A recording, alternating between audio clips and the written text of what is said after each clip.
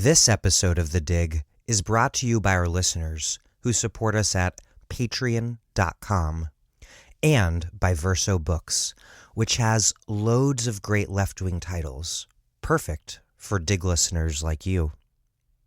One that you might like is All-American Nativism, How the Bipartisan War on Immigrants Explains Politics as We Know It, which is, funnily enough, by me, Daniel Denver. It is often said that with the election of Donald Trump, nativism was raised from the dead. After all, here was a president who organized his campaign around a rhetoric of unvarnished racism and xenophobia. Among his first acts on taking office was to block foreign nationals from 7 predominantly Muslim countries from entering the United States. But although his actions may often seem unprecedented, they are not as unusual as many people believe. This story doesn't begin with Trump. For decades, Republicans and Democrats alike have employed xenophobic ideas and policies, declaring time and again that, quote, illegal immigration is a threat to the nation's security, well-being, and future. The profound forces of all-American nativism have, in fact, been pushing politics so far to the right over the last 40 years that, for many people, Trump began to look reasonable.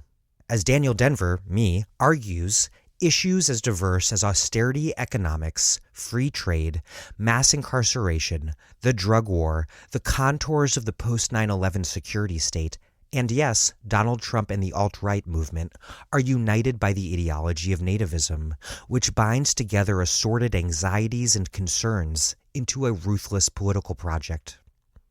All-American Nativism, How the Bipartisan War on Immigrants Explains Politics as We Know It, by me, Daniel Denver. Out now from Verso Books.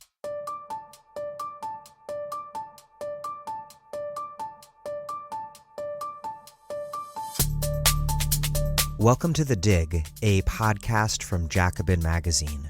My name is Daniel Denver, and I'm broadcasting from Providence, Rhode Island. This episode isn't about foreign policy in the sense that foreign policy is debated and discussed in Senate committees, Washington think tanks, or newspapers of record.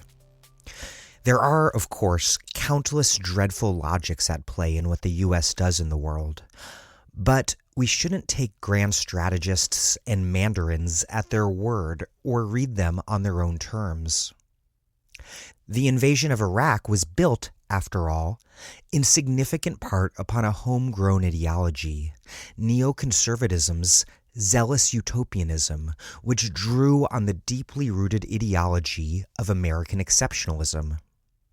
America, the idea goes, is not constrained by normal geopolitical limits, but rather makes reality through its actions. Today, Donald Trump likewise believes that he doesn't respond to reality. He believes that his own thoughts and utterances are what make reality. This, as with so many other things that so offend establishment liberal propriety, did not come out of nowhere. They came in large part from establishment politics as we have known them.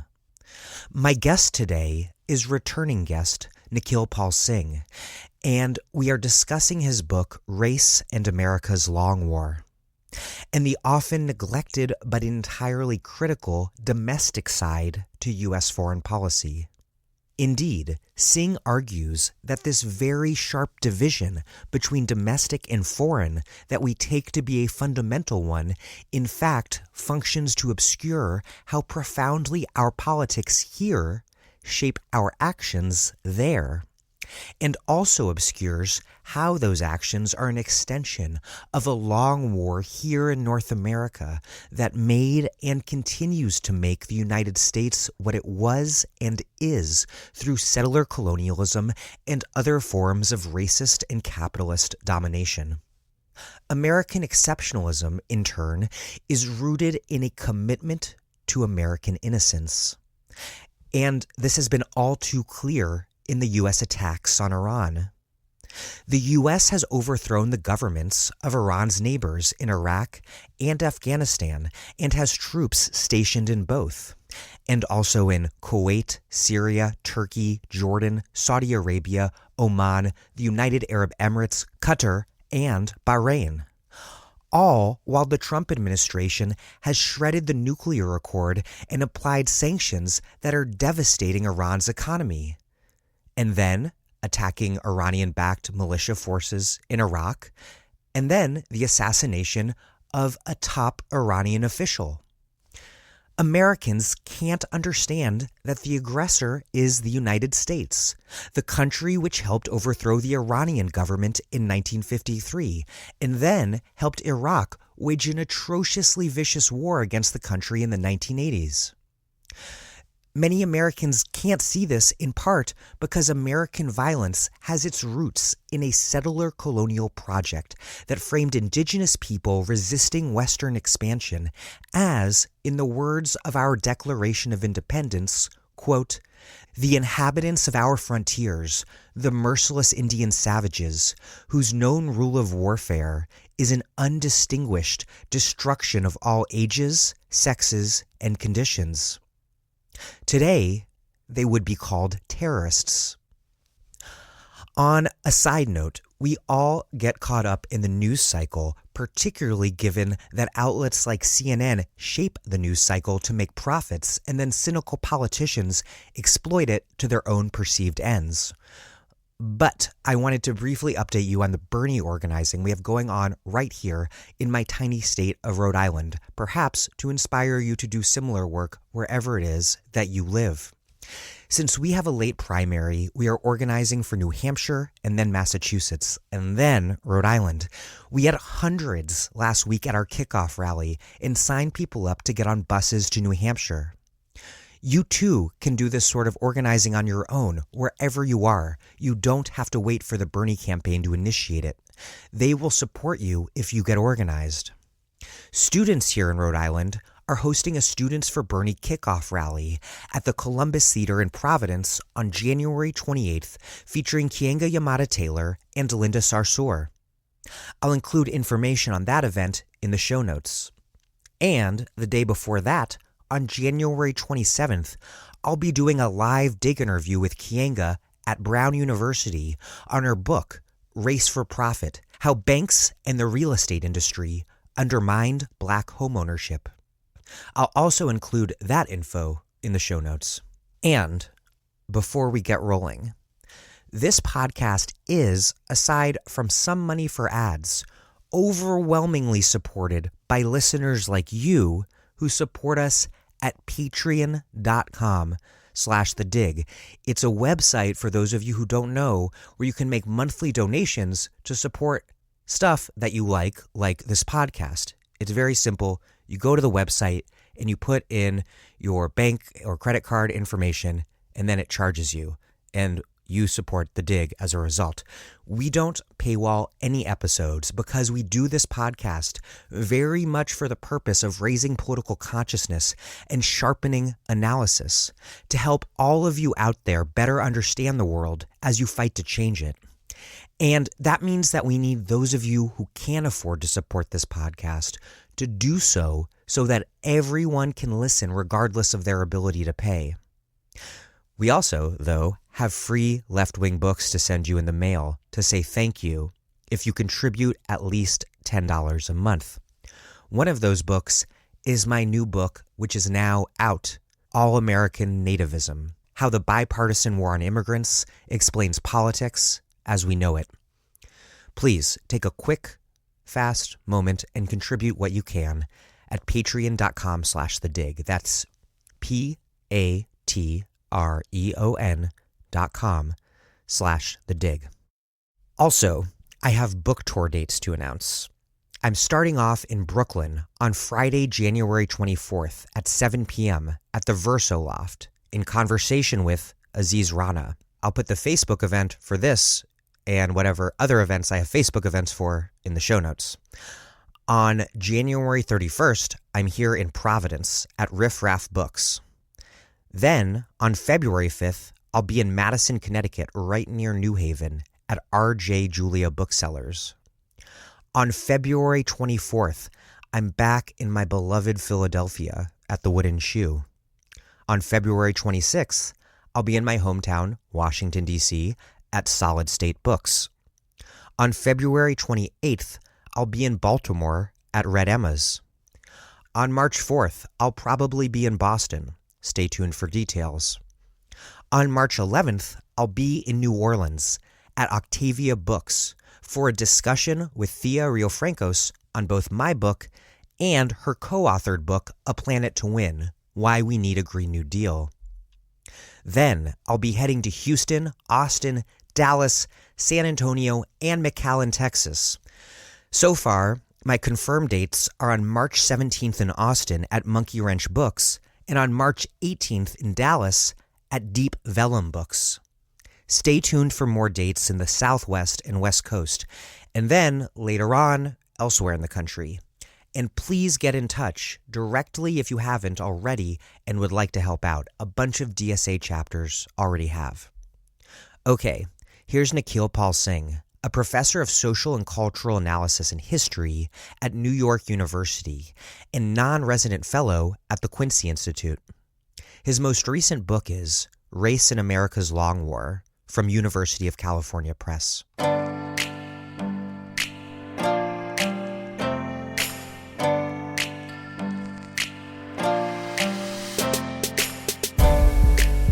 Nikhil Pal Singh, welcome back to The Dig. Thanks, Dan. I appreciate being on your show. You write, quote, "By expanding the use of unmanned armed drones in targeted assassinations, Obama added a new and terrifying dimension. The arrogation of the right of the U.S. president to kill anyone, anywhere in the world without due process suggests a government that regards itself above and beyond the law." Your book is full of prescient passages, and this is very much one of them.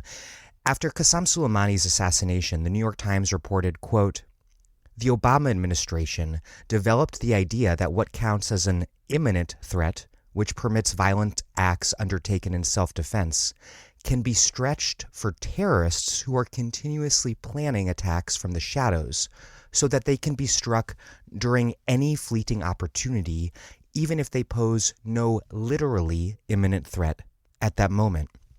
My question is, how did Obama build upon Bush's machinery of war, and how did he depart from it? Because it seems, ironically, that Obama innovated U.S. war-making in such a way that it made it perfectly suited to Trump's variant of militarism, whatever that variant is. Mm-hmm. It's too bad that most Democrats failed to offer any sort of opposition at the time. And now this is being used to assassinate not just non-state terrorists, but a foreign leader. It's an important question, and it's also an ironic one, because we know that Obama was elected in many ways in 2008 as the anti-war candidate. He promised to close Guantanamo. He promised to end torture. He promised to draw down American involvement in wars. And to some degree, he tried to do some of these things and ultimately failed to do almost all of them. But I think what has been missed is the way in which Obama was an innovator in continuing to develop the use of force with impunity that began to take on a more elastic character, beginning with the Iraq War.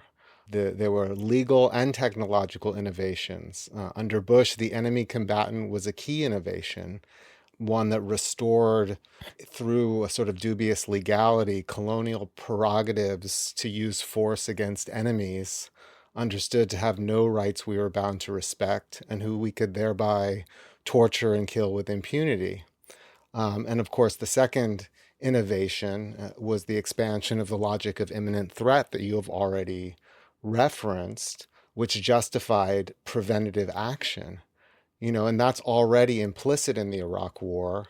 When Condoleezza Rice makes Right. the famous remark, we don't want the smoking gun to be a mushroom cloud. I mean, she's basically saying if we don't go to war, we might all be exterminated in the next minute. So this sort of use of imminent threat, this sort of ticking bomb scenario, a lot of ideas that were were drawn from the Israeli experience and Israeli legal precedents, the so-called Bethlehem Doctrine. Many of these ideas are circulating and being codified, and Obama adapts them to the drone war. So if there are kind of legal innovations that expand executive power and the use of force with impunity that inaugurate the war on terror, the drone war becomes a way of advancing that through a technological innovation, which allows for a kind of riskless and frictionless killing, a killing in which American soldiers are remote, in which no harm will come to them, in which it's just really about pushing a button. This sort of McKinsey-style smooth operation of empire that might appeal to Mayor Pete, but within that technocratic framework, there Trumpist foreign policies lurking just beneath the surface somehow. That's right. That's right. Well, the thing is that, you remember that it was the Obama administration that carried out the unprecedented extrajudicial killing of Anwar al-Awlaki and his son, both U.S. citizens residing in Yemen, and the father accused of being an al-Qaeda leader, quote unquote, but under the flimsiest of legal pretexts. And at the time, the ACLU remarked, that this introduced a situation in which, on the order of the president, Americans could be killed without the president having to account to anyone outside of the executive branch. This is something that the law professor, the cerebral, supposedly thoughtful Obama, who promised to draw down wars and restore some probity to American policy, essentially handed over to Donald Trump, right? He just handed over this kind of authority. And so with the Soleimani killing, you kind of see another iteration of this. If the threshold of citizenship didn't protect someone from extrajudicial assassination, al-Awlaki was an American citizen, nor did the fact that Soleimani was a state official of a state with whom we have no formal declaration of hostilities. So the again, to go back to the earlier point, the expansive logic of the enemy combatant, which basically said, because terrorists obey no laws of war and they're not legitimate combatants, they're not party of any state to which they can be held accountable, we don't have to respect any rights that they might have, proves to be a very slippery slope. Not only do we not have to respect the rights of enemy combatants, we don't have to respect the rights of American citizens, and we don't have to respect the rights of foreign officials. The executive branch can essentially use force without any kind of restraint on the logic of imminent threat, which proves to be, again, fully elastic. Is it tomorrow? Is it next month? Is it next year?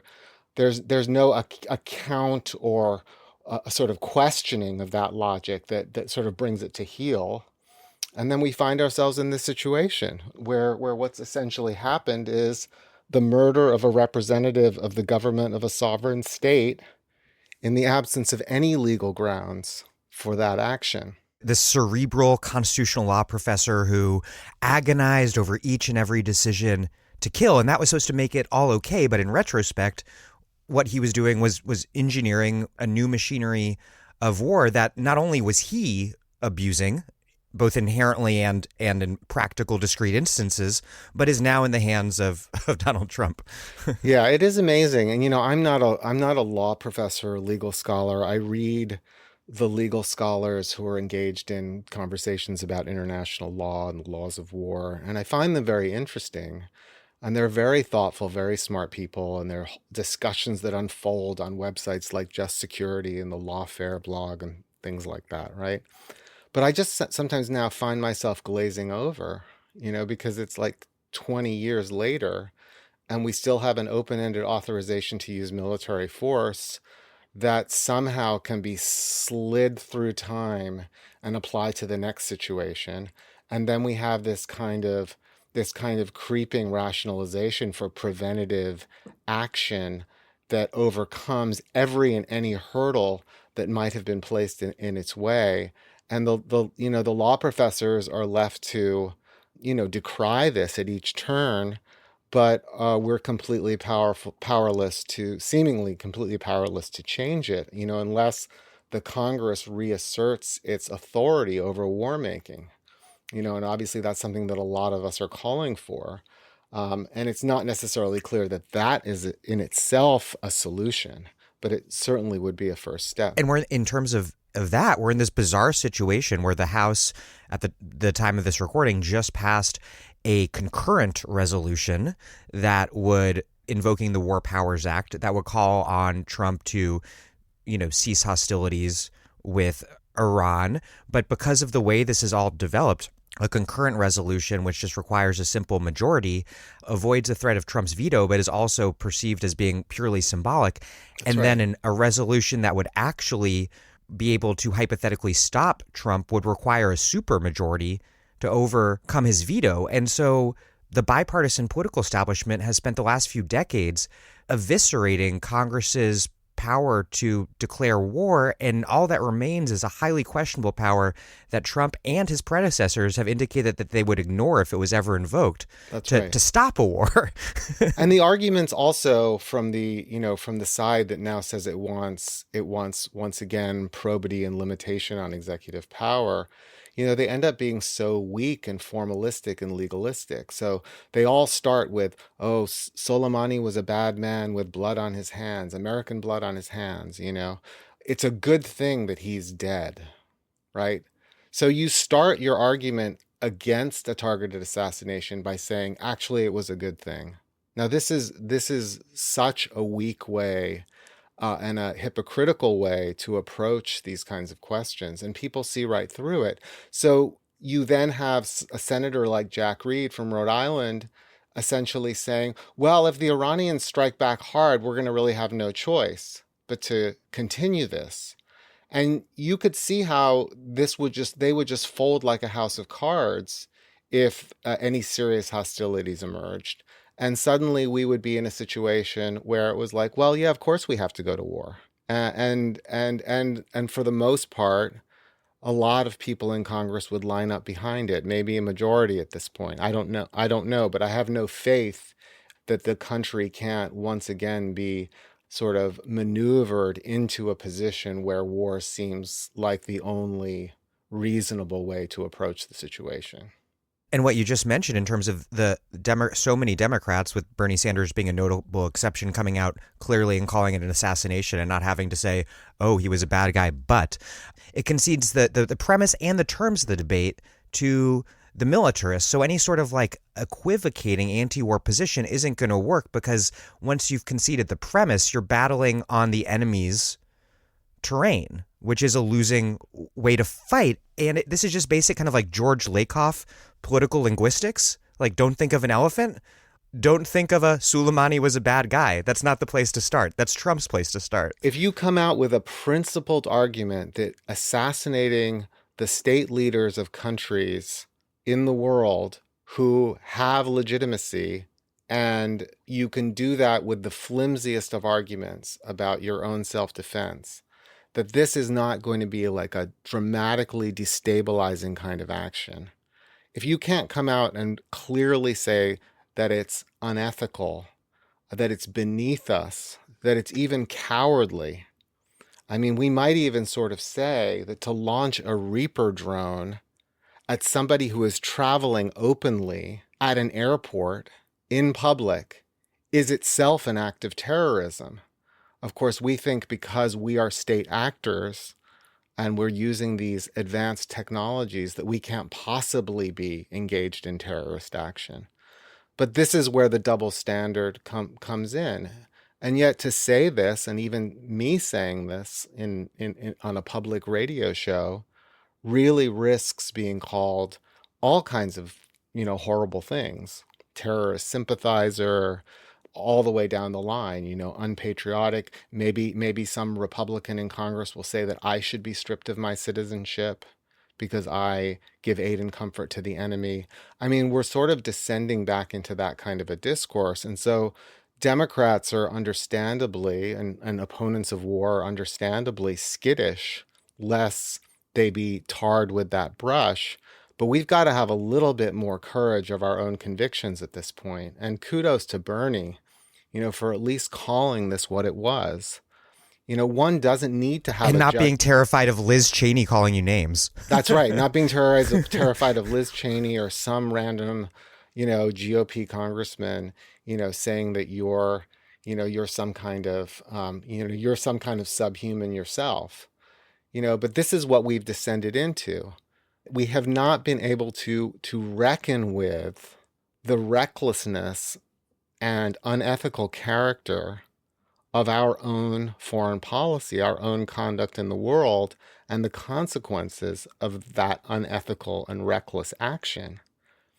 And, I don't think it's very hard to make the case. I think most people understand it when you make the case about the Iraq War. Anyone who's taken any look at the internal documents about the Afghan War, the so-called Afghan papers, understands this. Anyone who takes the measure of the legacies of American torture and war crimes over the last 20 years understands this. Anyone who looks at the regional consequences of American war making in the Middle East understands this. Why should we give any credit to the idea, after the last 20 years of experience, that we operate with sense, reason, and morality in our foreign policy, particularly when it comes to military action? This really fundamentally has to change, and we really fundamentally have to be willing to take the hit for making the arguments that need to be made to change it. And I really do think this is something that the majority of people in this country, in the United States, actually do understand. It's possible to be patriotic and love your country and also see where your country goes wrong, see where your country does not act appropriately or morally or ethically. What we've seen so many Democrats do is argue that it's, legally or technocratically problematic, this assassination, but ethically okay to kill a foreign leader because that foreign leader is a bad guy. But then where does that lead? What kind of guy is Trump? What kind of government is the U.S. government? And ironically, this is something that Trump has indicated he understands on some level. In 2017, maybe, I think you'll recall, he was being pressed by Bill O'Reilly, of all people, over his fond words for Putin. And O'Reilly says, Putin is a killer. And Trump responds, there are a lot of killers. We have a lot of killers. Well, you think our country is so innocent? Honestly, this was the refreshing thing about Trump. And I think people understand that about him. And it again, kind of horrifies the sort of Beltway liberals and blobists in DC who sort of, want to couch every American action in the kind of a haloed morality. And Trump has really, really rejected that. And to his credit, that's true. But to get back to kind of some of the sort of analogies that might help us to understand the consequences and what this killing actually means. And everybody who paid attention saw the massive outpouring for Soleimani in Iran, millions of people mourning, even people who may have opposed him politically, because he was seen as a national hero of the Iran-Iraq War, which almost destroyed the country in the 1980s, in which the United States was arming Iraq against Iran. People know their history, right? People understand these things. So what if somebody assassinated David Petraeus for the blood that's on his hands in the Middle East? What if some state actor said, well, David Petraeus is, he was the head of the CIA. He was prosecuting a counterinsurgency. He has blood on his hands. That's the kind of figure that Soleimani was. I mean, what if somebody... But even bigger, we don't really have a national hero in that way. In some ways, right. Even bigger. I mean, even bigger and more consequential. It's not a one for one, but the thought experiment that I'm trying to do here is to kind of say, what would it mean to actually put ourselves in the shoes of other people, right? And how they view the situations that they find themselves in. Imagine if Iranians were interfering in the internal affairs of Mexico. Imagine if Iran was landing troops in Mexico. The Iranians have the U.S. military on both sides of its border, in the Afghan war and in the Iraq war. After having participated after having understood that the United States was responsible, going back to the 1950s, in overthrowing their democratically elected leader, Mohammad Mossadegh, in 1953, and then supporting the repressive regime of the Shah of Iran for the next 2 decades, including training his secret police. The United States then opposes the 1979 revolution, allows the Shah into the United States at the behest of Chase Manhattan Bank president for medical care, and then goes on to support Saddam Hussein in a catastrophic 8-year war against Iran that lasts for most of the 1980s, including the use of chemical weapons. Then in 1988, the US Navy shoots down a commercial Iranian airliner, killing everyone on board. I think it's 290 people, and then decorating the Navy captain responsible for it.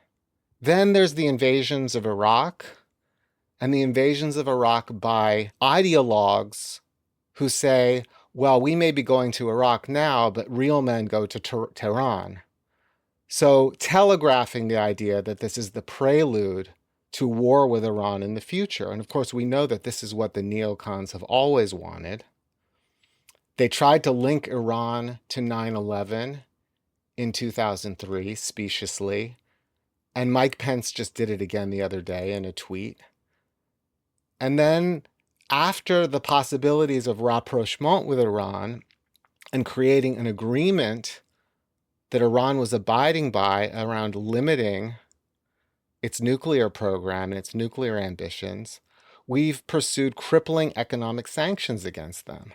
So just try to think of what all of that means. This is not to exonerate Iran and its conduct and how it responds to these things, but this is an asymmetrical power relationship in which the United States has largely been the aggressor from the Iranian perspective. And now this assassination happens.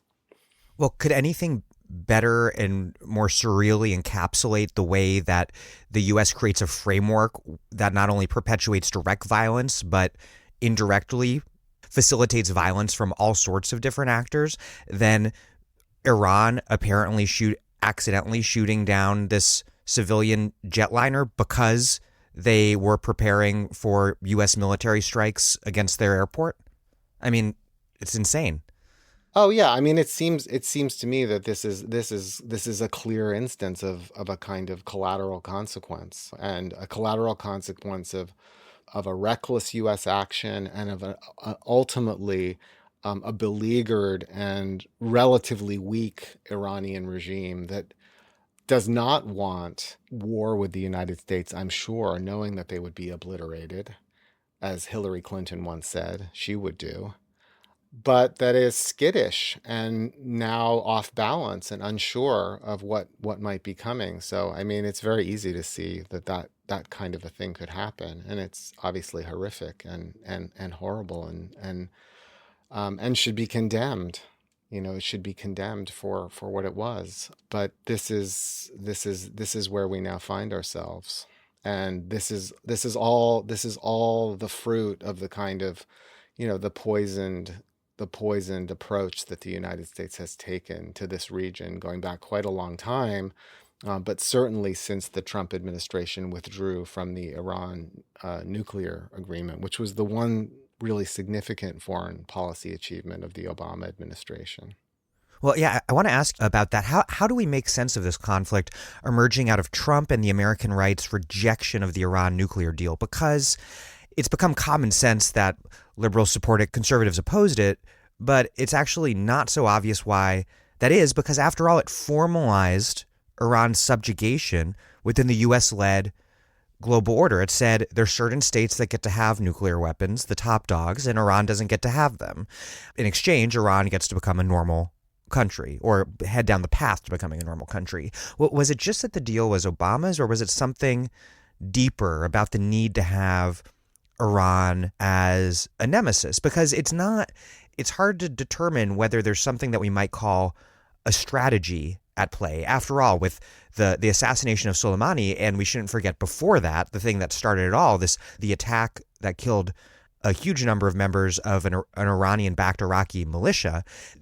Came at a time when there were massive protests against the Iranian government in both Iran and Iraq. And then the U.S. actions immediately united people against the United States. What do you make of it? Yeah, it's a good question. I mean, clearly with Trump, it's partly that it's about Obama.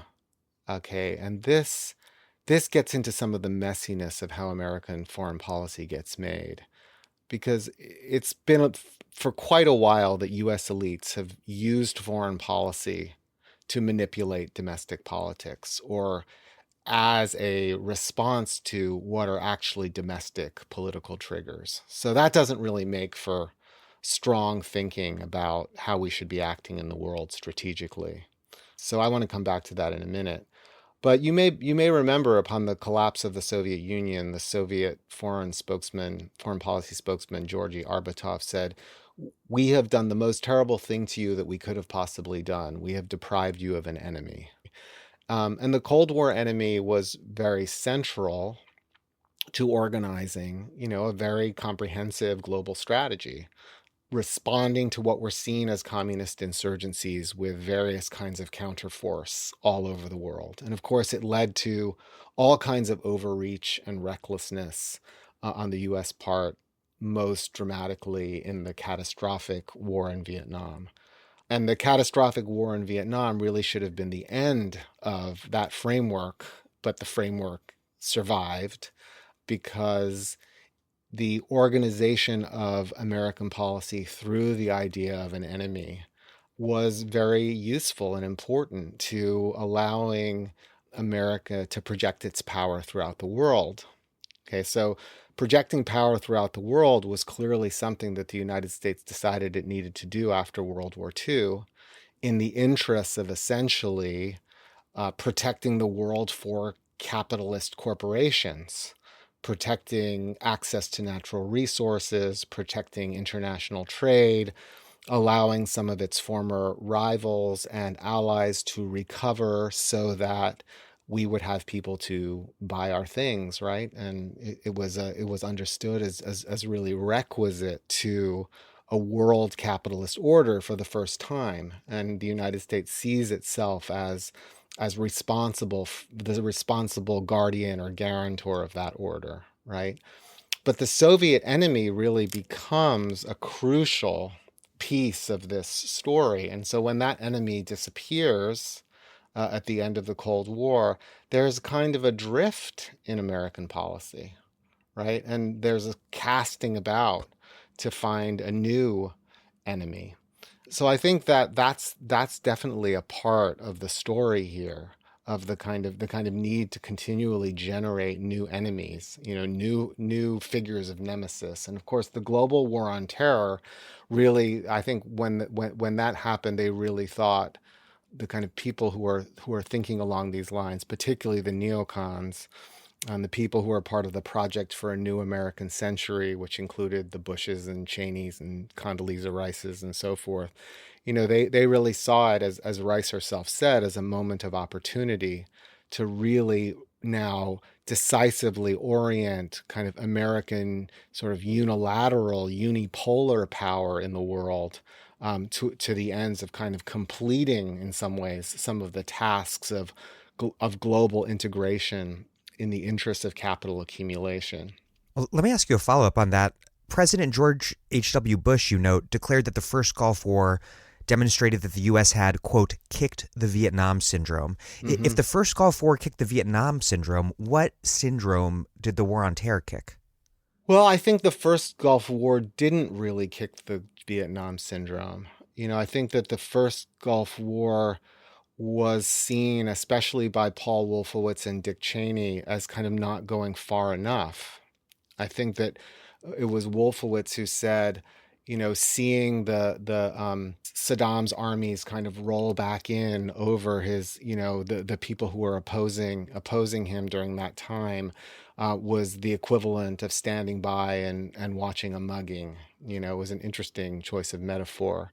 They wanted regime change in that war, the neocons, and it was, as you remember, Colin Powell who said, well, if we break Iraq, then we own it, and The Pottery Barn rule. Powell was supposedly the one who had kind of learned the lessons of Vietnam, that you can't have a kind of open-ended occupation nation building project unless you're really willing to make a massive commitment of material, of troops, of resources, and with the public behind you.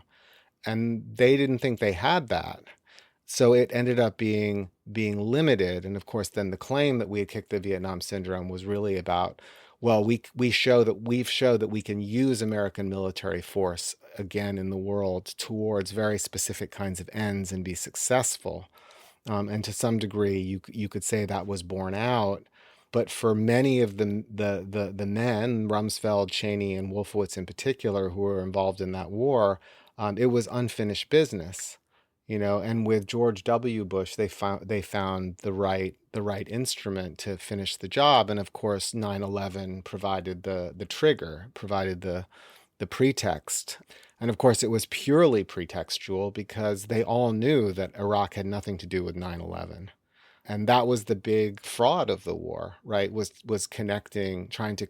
persistently trying to connect 9/11 to Iraq and why we needed to now have a big war in Iraq, with the belief that it too could be accomplished relatively quickly and really, really show how American martial purpose could be put towards, not just these kind of limited objectives of preventing, a cross-border invasion of Iraq against Kuwait, and sort of restoring the status quo, but in actually changing the status quo, in reorganizing the region, in creating new opportunities for investment, in creating new pathways for development, but all within the kind of American kind of organized and controlled system.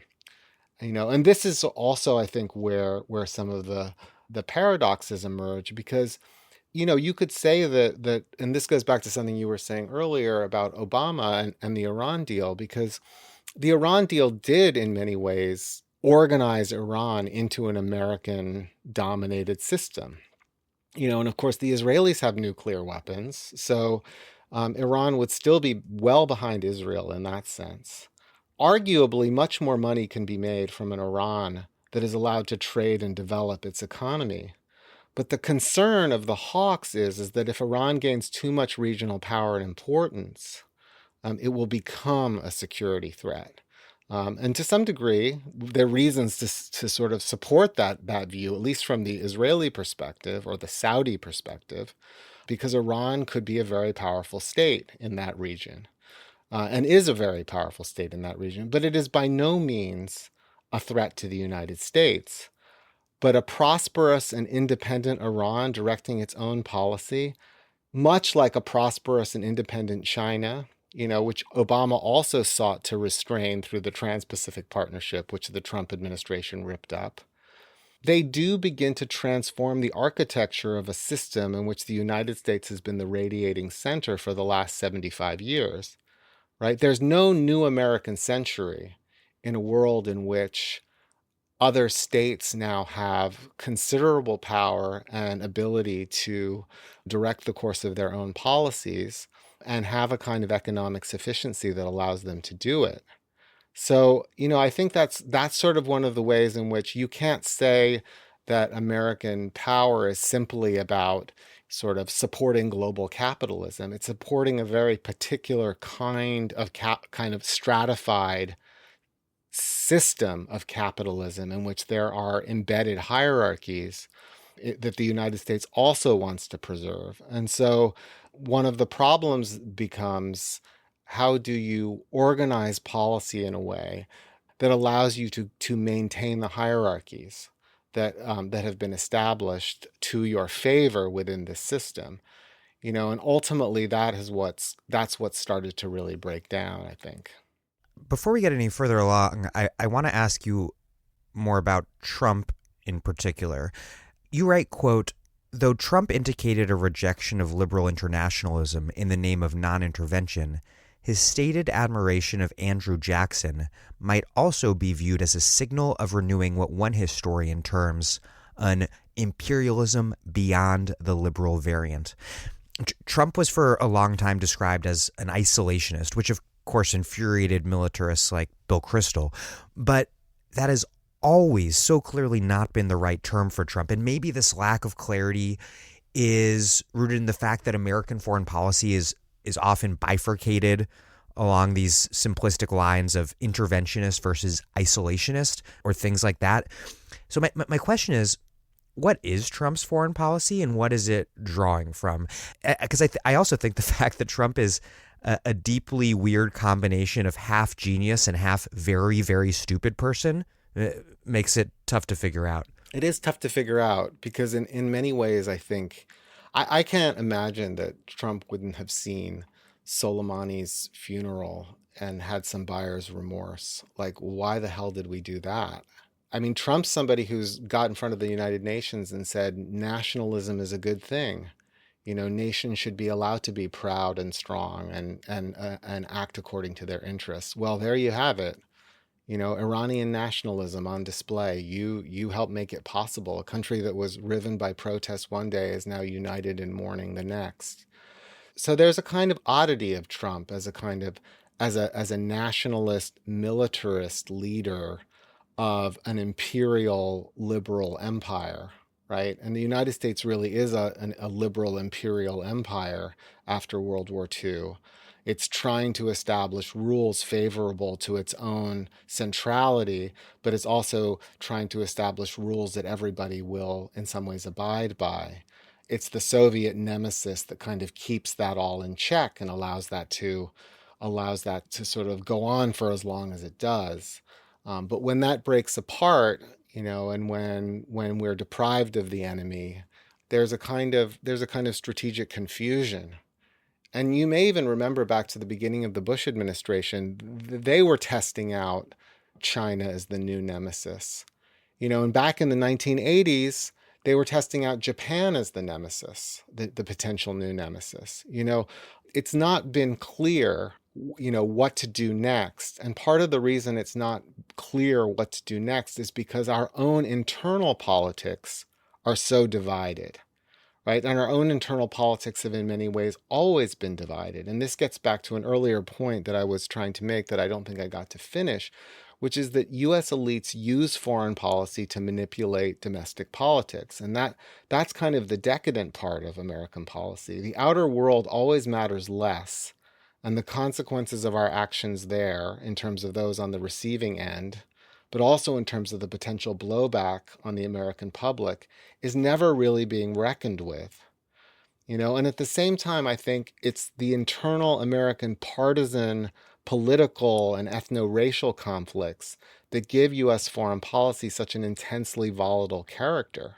Like we were talking about before, accusations of being unpatriotic, suborning terrorists, stabbing the military in the back, and so forth, going all the way back to the right's real entry into the scene of international relations is Joe McCarthy holding up a list of people in the State Department who are communists, right? And accusing people in the State Department of being responsible for what they called the loss of China. The fact that China had a revolution, which had very little to do with the United States, and hardly was something that the United States could have clearly changed the course of. But suddenly now we're responsible for the loss of China. But in many ways, that's all about a domestic partisan conflict. And it's that right-wing militarist tradition that gets called isolationist, that McCarthy is certainly also a part of, that really is the tradition of Trump. It's the tradition of kind of hostility to rule-bound international order that seems to not rebound enough to American advantage, you know. And in the Cold War, this tendency, you know, was always chafing at the sort of idea of containment, you know, that we weren't going far enough, we weren't hitting our enemies hard enough, we weren't dropping nukes on North Korea.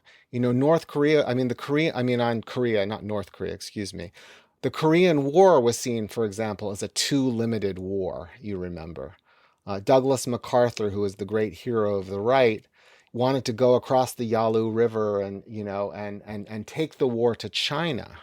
And of course, the Chinese fought back and drove the American army back, right, to the, I'm not remembering all the specific details of the war, but the point being that there was a brokered, a brokered ceasefire, and Korea, remains divided to this day as a kind of site of Cold War stalemate. And in many ways, the Korean War is the prelude to the next big Asian war in Vietnam, where, Lyndon Johnson goes into Vietnam in part because he's afraid of looking weak and looking like the president that lost Southeast Asia, like Truman had lost China, or the Truman and the Democrats had lost China. Johnson's much more concerned about his domestic projects, the war on poverty, the civil rights legislation, but he ends up sort of locked into this massive war in Vietnam that essentially destroys his presidency and rips apart the country, in part because he doesn't want to appear politically vulnerable or to become politically vulnerable. So there's a way in which American politics has this kind of domestic foreign character all the time. It's not that American political elites and foreign policymakers are thinking, how do we best act in the world according to our strategic, economic, political interests? It's how do we calculate our political economic interests in light of domestic issues and ramifications, our electoral prospects, our conflicts with our rivals at home, and then I think secondarily, how is this going to play out in the world? And the world consequences and the consequences for people on the receiving end of American foreign policy, and particularly American military action, are secondary to the domestic questions that Americans are reckoning with. And these domestic questions are leading people to do all kinds of reckless things. And I think this is what's happened with Trump, because I don't think Trump's instincts actually in this moment are about starting a new war. There seems to be right now, at least for the moment, kind of palpable relief and an effort to kind of overread the Iranian reaction as a non-reaction, that they are standing down and that, this was in fact, an escalatory move meant to de-escalate the situation. But nobody really is in control of this, and the fact that he could be maneuvered into this kind of an action, that, the likes of John Bolton and Pompeo, who are arch neocons, really wanted to see him do, and to really forever poison, or at least for the foreseeable future, the possibility of rapprochement with Iran, actually makes the likelihood of war in the future greater, not less, and I think that's the really scary thing. In 1999, George W. Bush said, quote, "America has never been an empire.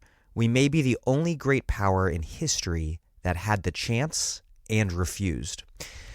Americans' steadfast commitment to believing that we are victims, when in fact our country is the world's most powerful aggressor, is, I think, reading your book, that the product of this distinctly settler colonialist form of political psychosis. You write, quote, "Perhaps the active disconnect between the foreign and the domestic is where we must look if we are to understand the evolution of empire in the U.S. global age, not the refusal of the temptations of empire, but the equally persistent claim never to have been one."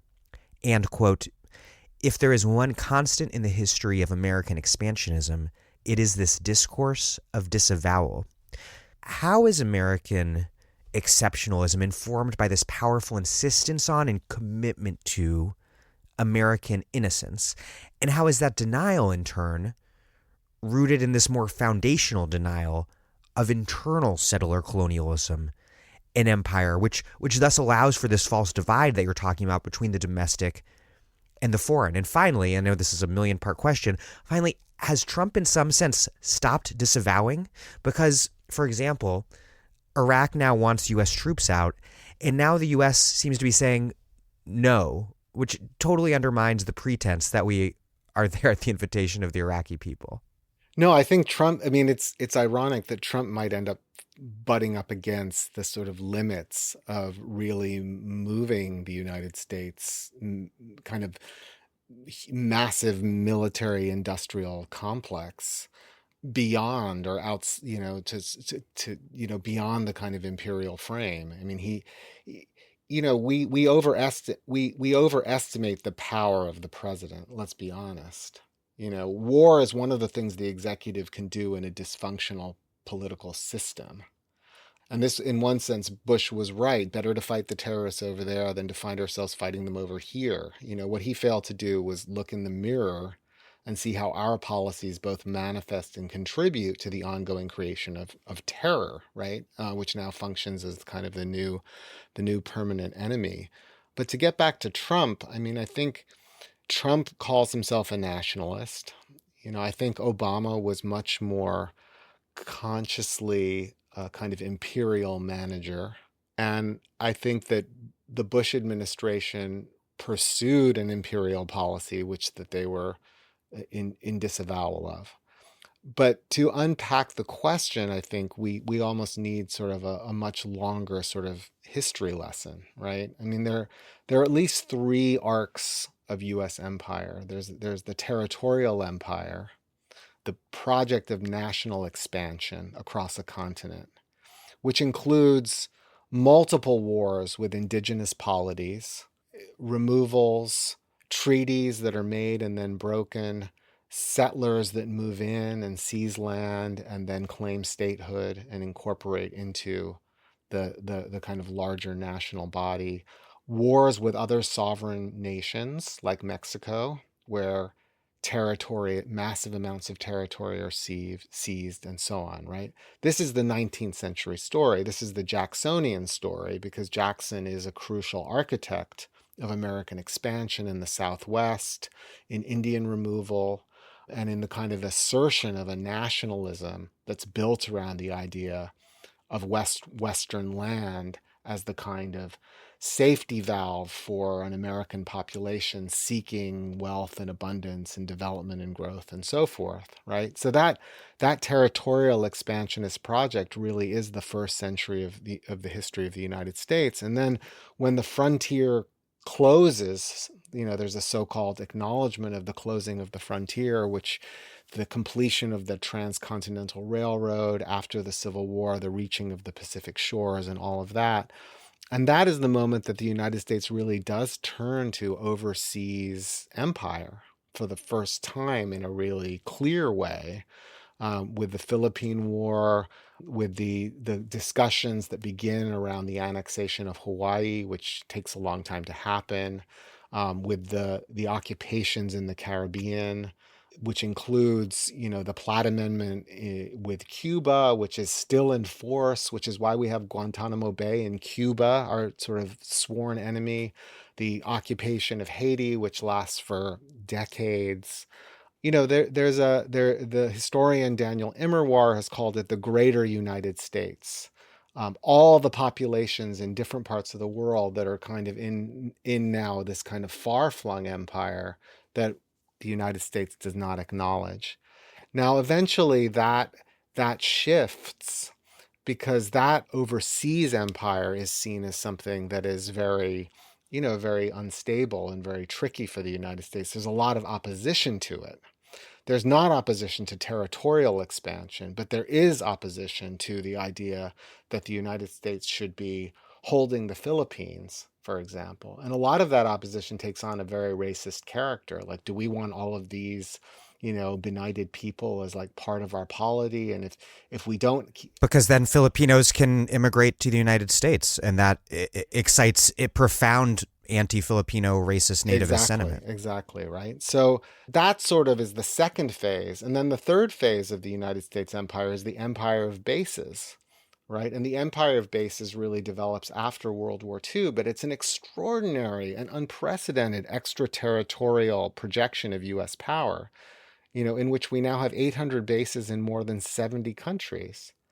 So there are these like different arcs of American empire. And I think to understand what the United States is, we have to understand it not as a country that has never been an empire, but a country that has only ever been an empire.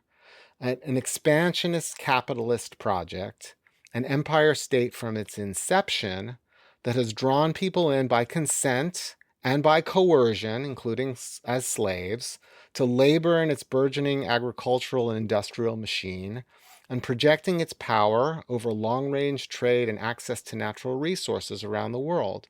And in this sense, the US emerged as a new kind of colonial power in the world, one in which colonization was for the most part internal and assimilated into a nationalist firmament, which proved more durable than the effort to hold overseas colonies, which the United States did admittedly reject eventually. The United States rejects the idea of holding overseas colonies, and after World War II really becomes formally opposed to colonialism in that sense.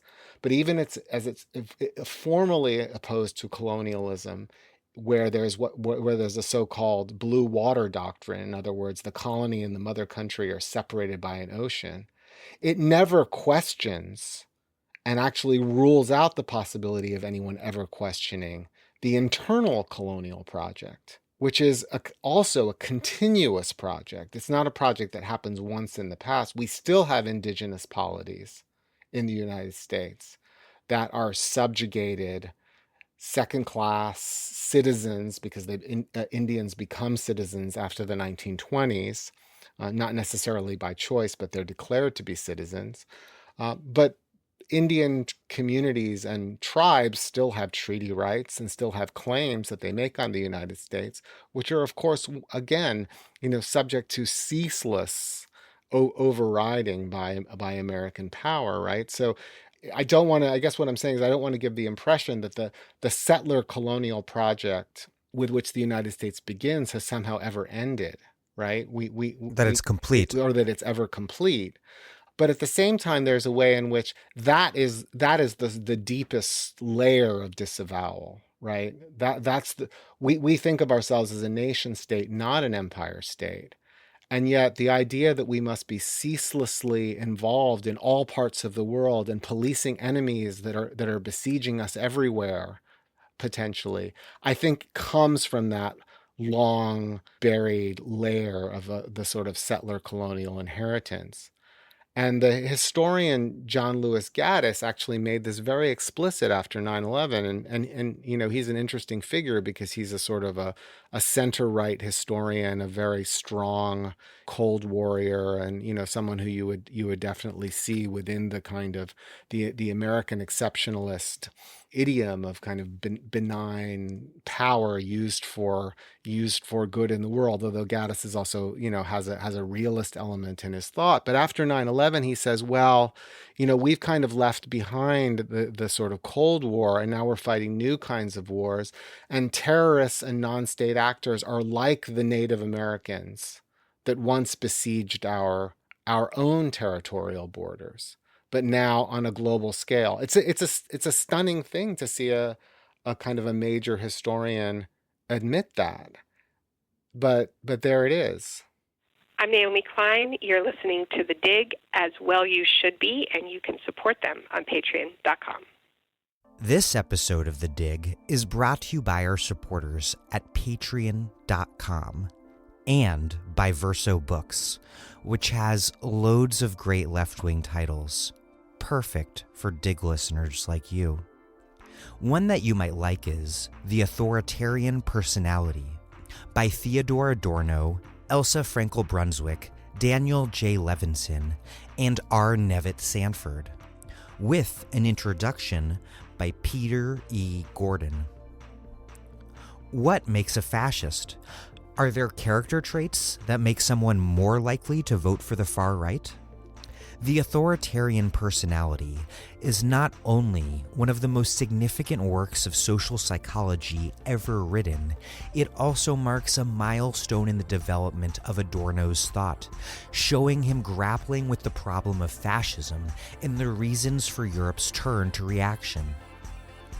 Over half a century later, and with the rise of right-wing populism and the reemergence of the far right in recent years, this hugely influential study remains as insightful and relevant as ever.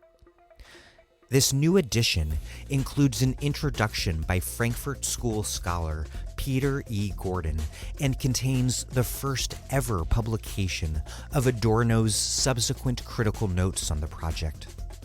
The Authoritarian Personality by Theodore Adorno, Elsa Frankel-Brunswick, Daniel J. Levinson, and R. Nevitt Sanford. Out now from Verso Books. Liberal hawk Michael Walzer, justifying Israel's preemptive first strike in the 1967 war, asks readers to, quote, imagine an unstable society, like the Wild West of American fiction. A state under threat is like an individual hunted by an enemy who has announced his intention of killing or injuring him. Surely, such a person may surprise his hunter if he is able to do so. What's amazing about this line that you cite in your book is that Walzer is, seemingly unconsciously, stating that he can't see Israel as a settler colonial project because he can't see that the United States is one. And you also cite his liberal imperialist colleague Paul Berman, who put it, quote, if you reject the Indian Wars, you reject America. And you write, quote, settler frameworks consciously blurred the lines between war and policing, investing ordinary citizens with an expansive police power. How did that happen? And how is that simultaneous disavowal and dependence on settler colonialism shaped U.S. empire?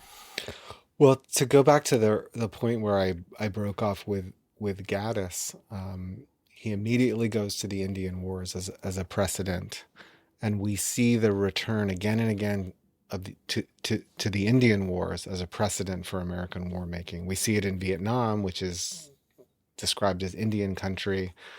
The writer Robert Kaplan, who's writing around the same time as Gaddis, is going around talking to U.S. troops throughout the world, and he says, when I meet U.S. troops, one of the first things they say to me is, welcome to Indian country, and it's in our Tomahawk missiles and our Apache helicopters, and it just courses through the kind of military cultures where SEAL team members are having hatchets that are non-official weapons crafted for them, and thinking about their own ritualistic warfare along the lines of taking war trophies and things like that, which are all conceits of kind of savage war as it was understood in the Indian Wars.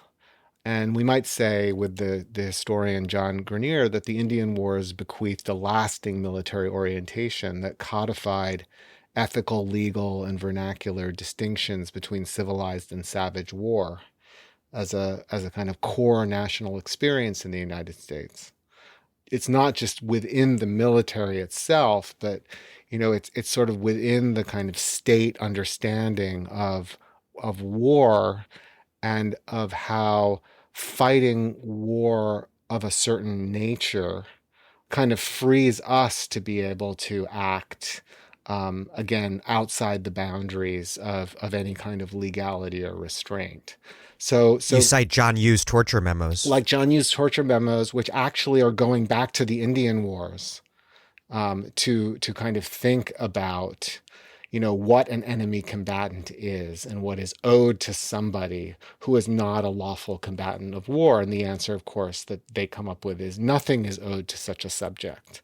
And just consider Jefferson's words in the Declaration of Independence, where he describes the free and independent states are in a state of constant warfare with the denizens of a territorial frontier who he describes as merciless savages, whose known rule of warfare is an undistinguished destruction of all ages, sexes, and conditions. So in other words, it's people who have no rules of warfare, who therefore can be subject to limitless war, and limitless war that is not only conducted by established militaries, but also by militias and volunteers and so forth. So it kind of invests this power, again, in sort of ordinary citizens. And I was just listening to somebody the other day on Fox News who was describing the Soleimani killing and saying, well, in America, we think that the default position is peace. This is K.T. McFarland, a former Trump official. In America, we think that the default position is peace, but in the Middle East, they've been killing each other for millennia. Their normal state is a condition of war. And this associated idea that Arabs and Muslims don't value human life the way that the West does. So we shouldn't value their lives either. Which is the same thing that Westmoreland said about the Vietnamese. The Vietnamese do not know the value of human life. Therefore, again, they can be, their lives are not valuable. Their lives are not worth anything. And, these are projections. These are a way of playing out a certain kind of fantasy, but a fantasy that is a very productive one and one that enables a certain kind of action. And it's really fascinating to go back to Walzer's quote, because Walzer is supposed to be a legalist and an ethicist, and he's talking about the Wild West of fiction. Incredible line. Incredible line. It's an incredible line. The Wild West of fiction should be the basis for how we think about our use of force and violence, that we should actually imagine that this is the situation in which we are being hunted by a merciless enemy. That's not how things work in the world. People have grievances and conflicts with each other, absolutely, and they commit awful acts against each other. But these awful acts are derived from histories of conflict in which violence has been exchanged from one side to the other and back again, producing conditions of enmity and trauma and desires for revenge and retaliation. These are cycles that need to be understood historically, and they're rooted often in real conflicts over space, territory, morality, ways of life, culture, and so forth. And if we don't understand the basis of conflict, then there's no way that we can actually think about how we might rationally adjudicate in ways that actually lead to a situation that might be peaceful.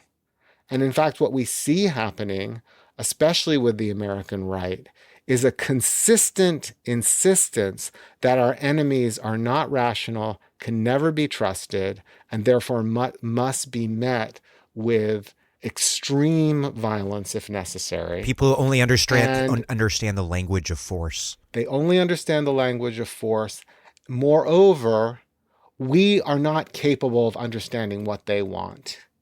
And anybody who tries to do that is in some ways themselves indicating their sympathy with terrorists. Like, remember after 9/11, Bill Maher, who's since become pretty reactionary, was sort of saying something about the kind of reasons. He said the 9/11 hijackers weren't cowards because people kept calling them cowards, which is true. Yeah, people kept calling them cowards. And the other thing, so I'm kind of conflating a couple things. So he said they weren't cowards, and other people tried to say, well, they may have committed an absolutely atrocious act, but they actually had their reasons.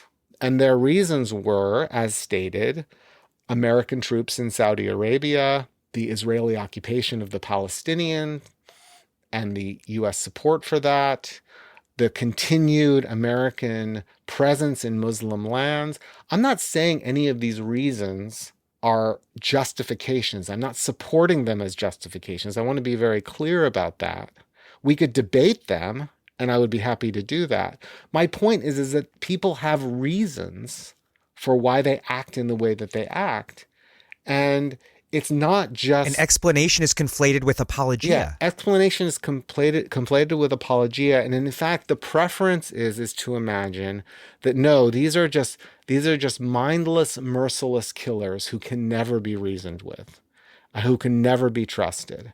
And, that kind of approach does yield a world, I think, in which everybody feels insecure, everyone feels precarious, and in which there is no reason to trust anyone. And there is more reason, arguably, to act in ways that create mayhem.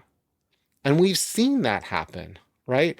There are more Sunni-inspired terrorists in the United States. I mean, in the world now, than there were when the United States began the war on terror, in 2001 or 2002, right? I mean, we haven't done anything to lessen or reduce the incidence of transnational terror networks or people inspired to commit this kind of violence. We've done nothing to accomplish that goal. Daniel Immerwahr, who you cited earlier, talks about this in his book, that Osama bin Laden has a 1996 declaration of war and then a 2002 letter to the American people in which he just exhaustively details his grievances against U.S. imperialism. And can you recall ever seeing that widely cited in the American press? Never.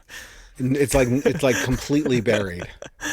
It's completely buried with the idea that there were ever. I mean, now maybe there's some kind of like sentimentalization of Native Americans, who were unfortunately, tragically, eliminated by the sort of progress of American civilization and expansion. And there's a kind of blurring of the lines, right?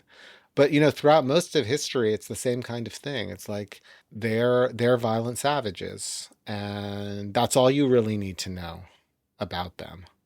And then, and that's, again, to go back to the Soleimani killing, you kind of hear the same thing. There's nothing complex about this person. There's nothing nuanced or a kind of morally ambiguous about this person who maybe, may have committed terrible atrocities and may be involved in terrible kinds of repression against Iran's own citizens and may have committed acts against other people that, need to be accounted for, but that also was doing it within a framework of defending his country, right?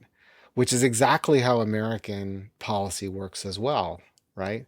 It's like we do things in the name of our national defense and national security that are absolutely unaccountable and unethical, right? So how do we exit that kind of way of orienting ourselves in the world? I mean, the Trumps of the world, are here to basically tell us, no, you can never exit this way of organizing yourself in the world. We live in a world in which it's dog eat dog, it's survival of the fittest, it's rule by the strong. And we, as he loves to say, we have the strongest military that has ever existed on the planet, and we always will, and nobody will ever challenge us. But this is just delusional because the strength really does not come from the force of arms, right? Strength comes from our ability to collectively decide our fate and to cooperate and to develop the kinds of trust and relationships, that allow us to flourish. And most of us really understand that from our own experience.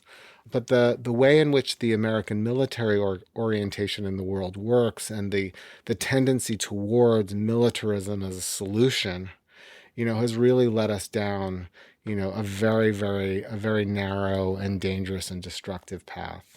It's hard to tell, I think, to what degree these settler colonial Indian war references are conscious, because in many cases it seems to be that they are like unconscious reference points because their reference, thanks to genocide, have become less and less visible as far as at least non-native people in the country are concerned. But slavery in the Black experience is very explicitly and consciously instrumentalized in some pretty bizarre but powerful ways. You write about a visit that I found fascinating made by Condoleezza Rice in 2005 to her home state of Alabama, shortly after Hurricane Katrina.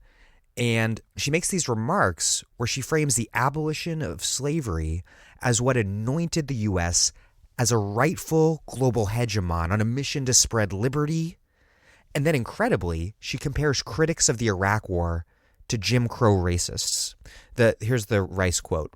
Quote, "Across the empire of Jim Crow, from Upper Dixie to the Lower Delta, the descendants of slaves shamed our nation with the power of righteousness, and redeemed America at last from its original sin of slavery. By resolving the contradiction at the heart of our democracy, America finally found its voice as a true champion of democracy beyond its shores. And today, we face the same choice in the world that we once confronted in our country. Either the desire for liberty and democratic rights is true for all human beings, or we are to believe that certain peoples actually prefer subjugation.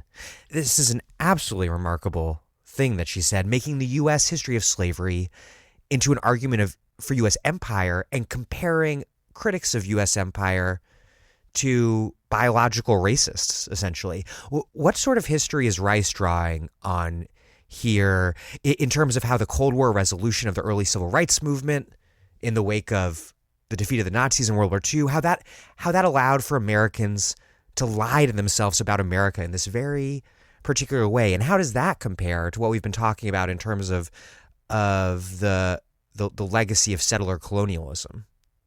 The tradition that Rice is directly drawing upon is what the historian Mary Duziak has called Cold War civil rights. The idea that the struggle against communism was a struggle of freedom against slavery. And in Brown versus Board of Education, the famous Supreme Court decision that ends legal segregation in schooling, the Justice Department amicus brief is very clear. It says, we are trying to prove to the countries of the world that, a free people operate in this way, without discrimination against their citizens.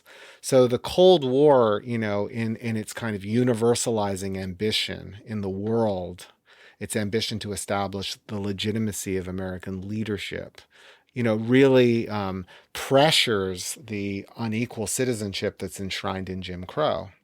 Right. And so Rice is drawing on that tradition, but then she's doing this very interesting sleight of hand where she's aligning Jim Crow with empire, the empire of Jim Crow, because Jim Crow is this coercive order, versus the American universalist project, which is about bringing freedom to all people. And she really pulls the Black freedom movement history through that ringer and basically then aligns it with the American imperial project. But of course, and I've written about this in some of my other work, the Black freedom movement in its kind of long history, or movements of Black freedom struggles at different points, was very ambivalent about American imperial action in the world. On the one hand, I think war making, operated in a way that suggested the possibility of full citizenship to African Americans who participated in it from the Civil War onwards. And in World War I, W.E.B. Du Bois famously suggests that African Americans should close ranks with the country, despite the fact of lynching and racial terror and other things, in order to achieve the kind of citizenship that will come through kind of military service. But by World War II, African American organized publics are already very, very skeptical of that idea. And the Pittsburgh Courier, which is a big Black newspaper, calls instead for what they dubbed the double victory, a victory against racism at home and a victory against fascism abroad. So they kind of split the difference. They say, well, we're willing to fight on behalf of the United States, but we're also going to fight for equality at home. And a lot of Black veterans come back from World War II, people like Medgar Evers, ready to organize in the South, and of course, Medgar Evers is eventually someone who is assassinated by white supremacists. And there's a history of violence that is unfolding internally during the Cold War, that is about racial equality and racial justice, that Cold War liberals align themselves with and say, well, we have to support civil rights because we want to be seen as supporting freedom in the world. But by the time the Vietnam War rolls around, this kind of Cold War civil rights structure is in tatters. And the best example of that is when King himself comes out against the Vietnam War. King, who'd refrained from criticizing the Johnson administration, comes out and makes the statement that you've quoted at different times in this interview, where he says, I regret to say that my country is the greatest purveyor of violence in the world. And I can't denounce the violence in the ghettos, while my country is dropping incendiary bombs on Southeast Asia.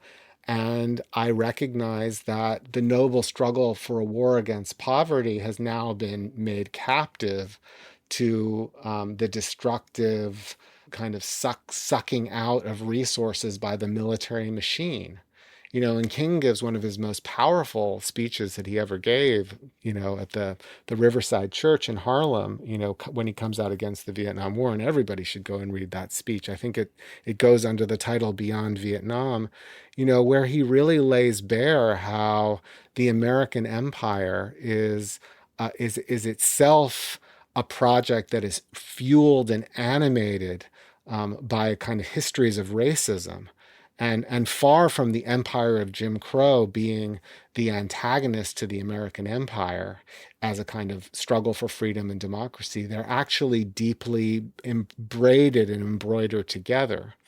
But in the case of kind of African American history, this has been a complicated issue for the reasons that I've said, because at times it seemed that by embracing kind of American nationalism and American power in the world, African Americans could claim a certain kind of status, right? And of course, the tradition that Rice is drawing upon, the Cold War civil rights tradition, is arguably then realized in the Obama presidency.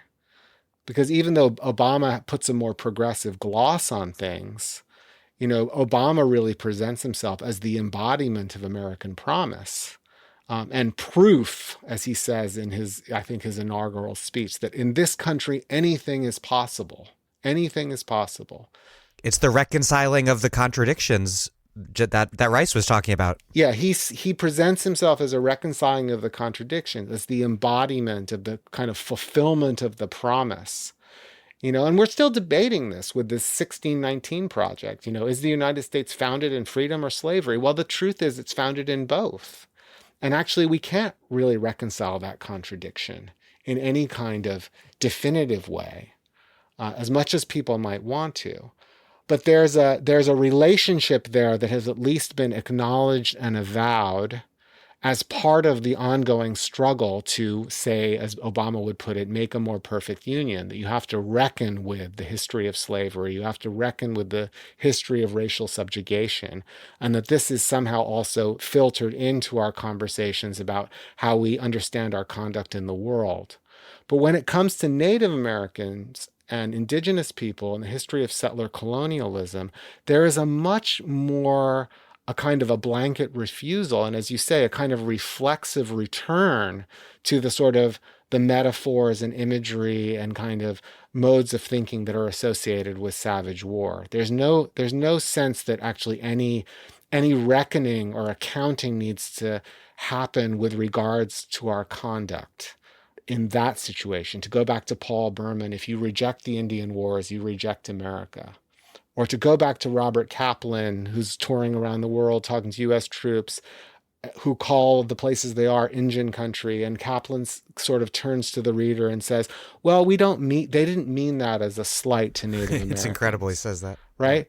It's incredible. I mean, it's amazing stuff, right? So we have this long conversation about slavery and freedom and about the place of African Americans in American democracy.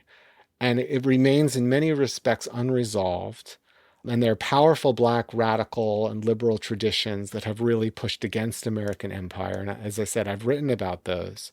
But in the case of the history of American settler colonialism, there's almost been no deep engagement with what this has meant for American conceptions of freedom and how those conceptions of freedom have been limited and distorted and kind of ethically truncated by the settler colonial inheritance that sort of burdens them and it doesn't just burden them in some kind of abstract moral way. And that's sort of my point. It burdens them in precisely the ways we've been talking about it, where a legal theorist like Michael Walzer will go to the Indian Wars as a precedent for preventative war in Israel, which is at that very time, extending its territory into the West Bank in the 60s after the 67 war, which is the source of so much of the conflict in the region to this day.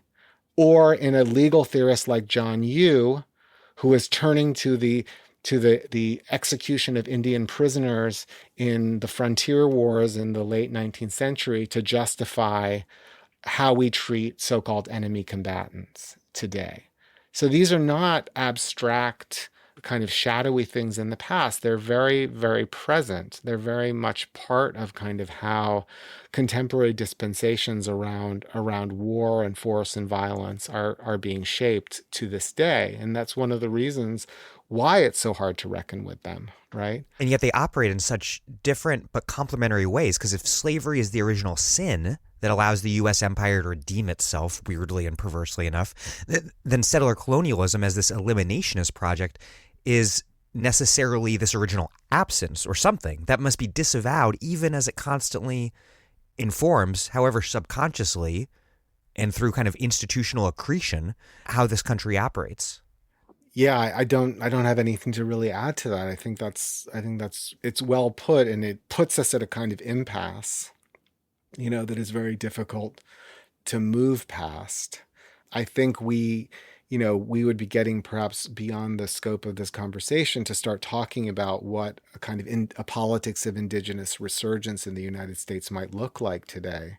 But I think that's one place to start in kind of thinking, for example, around the struggle at Standing Rock a few years back, the kind of continued effort to sort of think through what it would mean to really take seriously this history and what it would mean to engage in a kind of project of kind of repair or revision, with regard to not only the kind of racial past, but the settler past. I mean, these are very, very hard and difficult things to really think through in a short conversation, and I think it's one of the reasons that the left has been, in some ways understandably led back to the reassertion of a kind of class politics as the answer, that under kind of politics that defends the working class and the working poor and that redistributes wealth, that shrinks the military budget and that prefers and prioritizes national health care over things like war making, everybody will benefit. And that actually gets at racist systems of power rather than this kind of more symbolic reconciliation, this atonement for sin achieved through multicultural inclusion in the elite class, in the halls of the Pentagon, in the White House, wherever. That's right. So kind of we've seen military multiculturalism in action in the Bush administration and the Obama administration. We've seen wars that have now been framed around, saving Afghan women, for example. I mean, we've seen the deployment, the cynical use of and the weaponization of histories of racial and sexual subordination to basically shore up the empire. And one of the things that we haven't really seen is a clear attack on class inequality, right? And so the return of the left to an insistence on class inequality and class struggle and class conflict, I think is salutary. But I think we make a mistake if we imagine that the questions of settler violence and the infrastructures of racial violence and racial subordination are somehow either secondary, purely symbolic moral issues, or issues that are actually going to be somehow dissolved once we have a kind of, say, more fully redistributive social democracy, if we even get there. And I'm all for us getting there. But these issues are not going to be dissolved because these issues are so deeply embedded in American conduct. And really this is one of the reasons why I think when you start to take on the question of war and empire, you can't get away from these issues. Because war and empire are certainly clearly about, as I've said before in this conversation, capital accumulation in the world. They're also very much about these kind of histories of subjugation. I want to talk about that specifically with regard to the War on Terror. You write, quote, "Instead of proclaiming a clash of civilizations, the prospect offered by disenchanted policy intellectuals like Samuel Huntington as a new paradigm for post-Cold War conflicts, the administration, the Bush administration, defaulted to the vocabulary of Cold War American universalism. The new wars were proclaimed as a defense of freedom itself, defined as a secular liberal order in which Christians, Jews, and Muslims stood united in the capitalist marketplaces and tourist meccas of the world." I think this is a really key insight, and one that I get into a lot of depth on in my own book, because it's so key to understanding how contemporary Islamophobia emerges as so central to American politics, because it's easy to dismiss the neocons' utopian proclamations that they were not waging a war against Muslims, but rather for their liberation. It's easy to dismiss that as delusional, disingenuous, whatever. But the data shows it truly resonated, because if you look at public opinion towards Muslims, Republican public opinion favorability towards Muslims skyrockets, goes through the roof after the 9/11 attacks. Like, Republicans have more positive feelings towards Muslims after the 9/11 attacks than they did before. But as the wars in Iraq and Afghanistan started to become broadly seen as total disasters, that's when Islamophobia really took off. And you write, quote, "During and after World War II, U.S. elites claimed the mantle of cosmopolitanism and universalism as the strategic and ideological requisite of global leadership." My question is, how did this universal pretense, how did that then fit into neoconservative universalism, and then ultimately lead us to today with Trumpist, unreconstructed racism and Islamophobia? I think the thing about the liberal forms of universalism is they've often historically had embedded exclusion clauses, as the historian philosopher Domenico Lasordo calls them. The exceptions. All men are created equal, but and I think there's the liberal drive is to kind of expand the purview of the universal, right? To bring people into its ambit, and that's certainly part of the kind of remit after World War II. Where Henry Stimson says the challenge of Americans is to kind of resist parochial fears, and to see what he calls the interconnectedness of American life with the life of the world, including people who don't share our cultural heritage. So this is in the 1940s, right? So and Henry Stimson is somebody who has a long imperial history. He's been in the Philippines. He even has a memory of the Indian Wars, the last Indian Wars. He has a long history as a military man. And he's really seeing something about the opening that World War II presents and the role that the United States is going to play. And there are always people who are skeptical of that kind of universalism.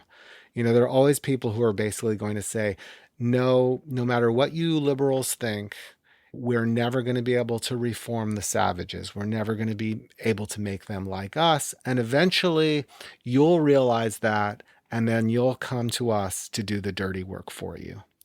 And that kind of dynamic plays itself out again and again and again and again. I mean, I've done so much reading in the archives of counterinsurgency, and the whole thing about counterinsurgency is that it's a liberal doctrine. I think Robert Kennedy calls it armed social work. And David Petraeus, gives it a new life in the Iraq War, and some of the sort of PhD generals who are kind of rebranding counterinsurgency after the Iraq War goes so awry in 2004, that by a kind of intelligent and sort of careful use of violence, we can kind of bring people along the road to modernity. And that's a kind of liberal dream, but underpinning that liberal dream, I think, is something sort of really faulty, right? Because first of all, it's hard to use coercion in a creative and productive way. And second, the coercion is already being used in conditions that are radically asymmetric and unequal. And so it's going to be very, very hard to actually achieve the kind of closing of the gap that you envision. So oftentimes when that liberal vision collapses in on itself, when it fails to achieve its sort of promised abundance for all, that the sort of the disenchantment sets in, and the racist explanations for failure reemerge, sometimes even among liberals who will sometimes embrace them, which is to say, well, it really wasn't the fault of our vision. We invested all this money and treasure in trying to liberate Iraqis, and they were so backwards that they not only didn't accept our freely offered gift, but turned against us and attacked us. That's right. And so, what could you do? And then, of course, the people who were always committed to that clash of civilizations view come along and say, well, we were right all along. The fault lies not in us, but in the Arab mind, or in Arab culture, or in Arab masculinity, or the diseased mind of the Arabs, as Bret Stephens described it once. So the racist explanations are sort of casually available. They're just kind of lying around. And so then you have this Trump official the other day saying, well, their normal condition is war. They've always been at war. They're a warlike people. This is sort of, or even serious academics like Amy Chua, who talks about, this sort of tribalism. Suddenly you hear that's another kind of settler colonial trope. These are kind of elemental tribal conflicts, and it was silly of us to imagine that we could fix it with our kind of modern ways, which is actually the inverse of, or complementary to, what Condoleezza Rice is saying. She's accusing people of that's right making Amy Chua's argument, and she's saying that Amy Chua's argument is what critics of the war in Iraq believe. So these two positions actually need to be in some ways seen as kind of two sides of a coin, right? So a certain kind of liberal hubris and a certain kind of what we might call racist morbidity. They sort of align together. They oscillate in a kind of a historical dance.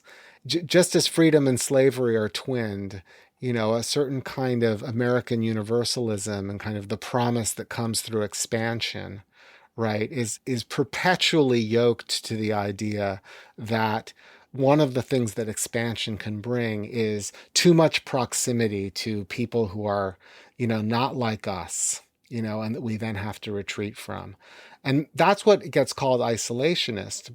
But Trump's not an isolationist. Trump just wants like more prophylaxis between the United States and the people he thinks are the benighted. And of course, the border wall is the best symbol of that prophylaxis, that separation.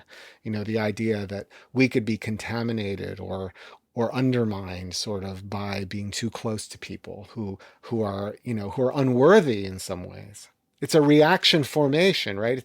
It's a reaction formation to the kind of the prior vision of a kind of a universalizing inclusion, which also fails because it's premised not only upon a kind of disavowed force, but because it is unwilling to recognize that it also rests upon a long history of inequality. Yeah, and that there's a racist particularism embedded within this professed universalism. Like, it's entirely unsurprising that a country that the Bush administration declared to be a homeland after 9/11, a term that was utterly strange to this country prior to that it would come to have a politics defined by right-wing claims that our borders are being invaded by racial others who pose an existential threat. there was this universal war mission, universally proclaimed war mission, justified war mission, but it was made fundamentally in defense of the homeland, which is not universal.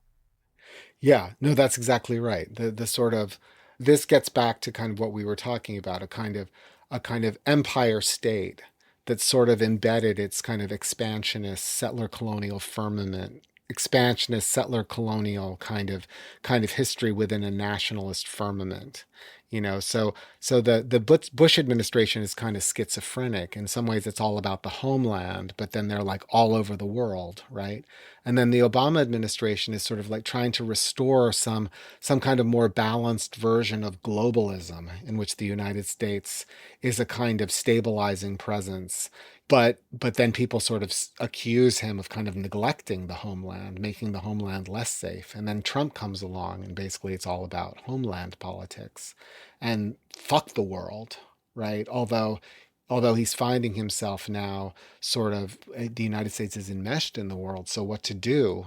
The United States isn't an island. I mean, that's Roosevelt's whole rationale in World War II. He says we have to go into World War II because we can't subsist as an island in a world that's now connected.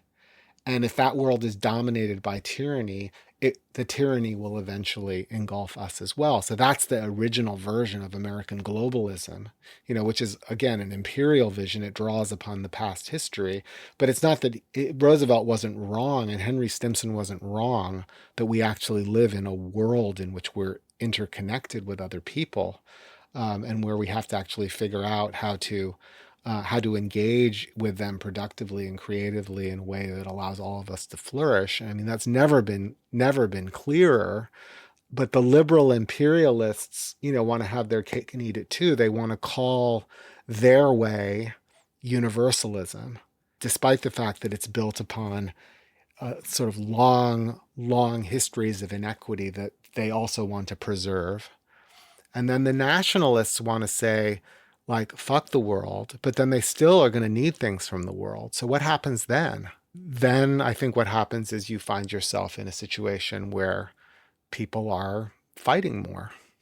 And this contradiction was really manifest from the beginning in the Bush administration. If you think in terms of both this universal global war on terror, but a unilateral decision to invade Iraq. I mean, the U.S. did initially seek to win UN approval, but failed.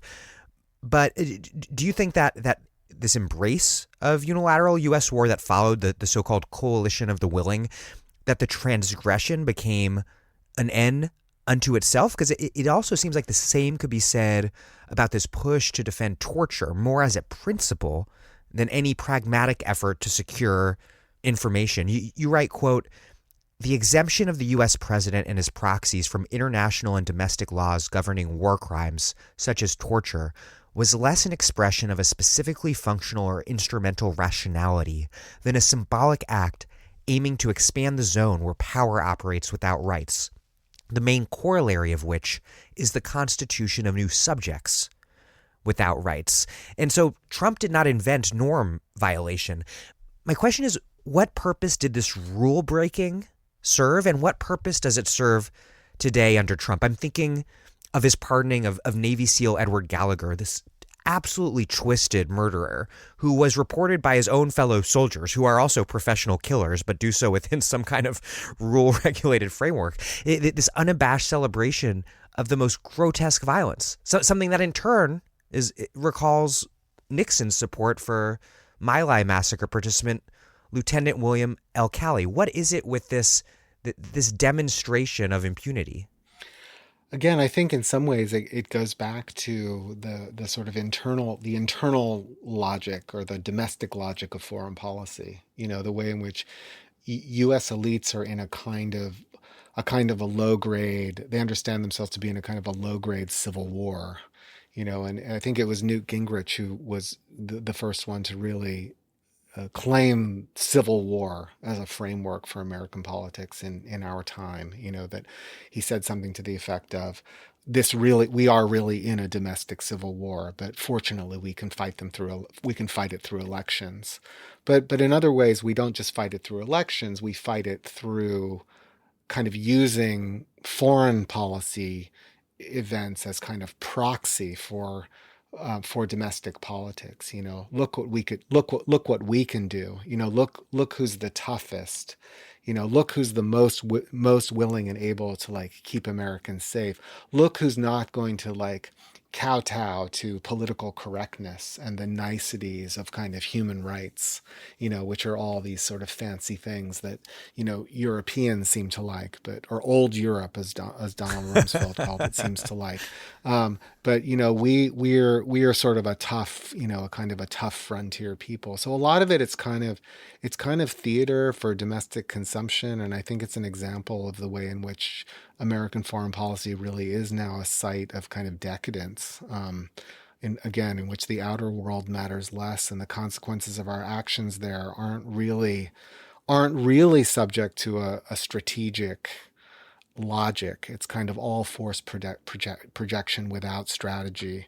It's not thought through in a bipartisan way, even though there's a bipartisan spirit to continually ramp up American military capacity.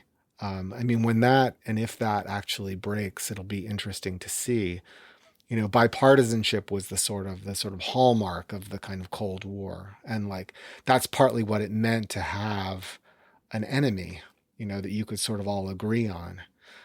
There isn't an enemy that we all agree on anymore. And the proliferation of enemies in the world also corresponds to a kind of sense that we are more intensely the enemies of each other inside the United States, which we never stopped being in some ways. This is a country, after all, that fought one of the bloodiest civil wars any country has ever fought.